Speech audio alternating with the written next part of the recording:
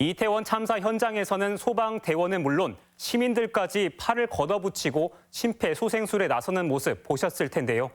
안타까운 참사에 가려져선 안 될 빛나는 시민 정신의 한 모습입니다.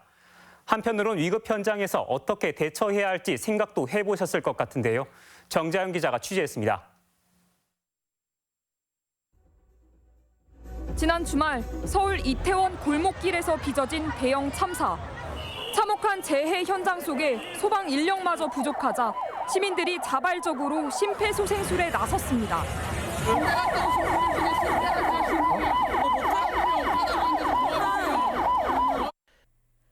심폐소생술은 심장과 폐가 멈춰 의식과 호흡이 없는 사람에게 실시하는 응급처치입니다.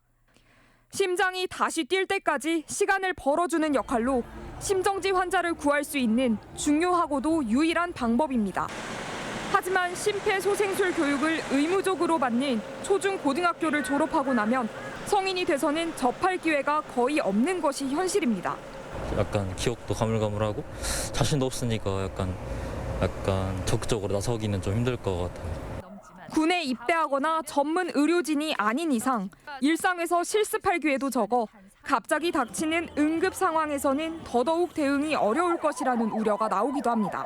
의무적인 일이 아니어서 그런 상황이 닥치면 쉽게 아마 처치를 못하시지 않을까 하는 생각이 들었습니다. 소방당국은 이태원 참사와 같이 주변에서 응급 상황이 발생하는 경우뿐만 아니라 자신과 주변 사람을 지키기 위해서도 심폐소생술을 익혀둘 필요가 있다고 밝힙니다. 심폐소생술은 시작하기 전 먼저 환자의 어깨를 위에서 아래로 두들기며 의식을 확인해야 합니다. 선생님, 눈 좀 떠보세요. 이처럼 환자가 의식이 없는 경우 즉시 심폐소생술에 들어가야 합니다. 우선 두 손을 깍지를 낀 상태에서 팔을 직각으로 유지한 뒤 손바닥 두툼한 부분인 손꿈치로 쇄골뼈와 복장뼈의 사이에 있는 압박점을 1초당 2번 눌러야 합니다. 이런 식으로 30회를 진행한 뒤 환자의 머리를 젖힌 상태에서 턱을 살짝 들고 두 손가락으로 코를 잡은 뒤 인공호흡을 2번 실시합니다.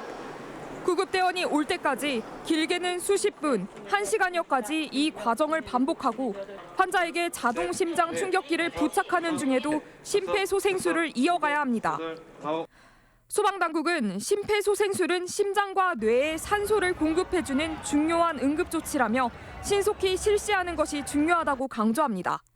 심폐정지 환자의 골든타임은 4분이고요. 이제 4분을 지나게 됐을 때는 뇌세포에 손상이 오기 때문에 CPR을 시행해줘야 됩니다. 또한 통상 구급차가 현장에 도착하기까지 11분 정도 걸린다며 심정지 환자를 목격한 뒤 즉시 심폐소생술을 해줄 것을 당부했습니다. MBC 뉴스 정자영입니다.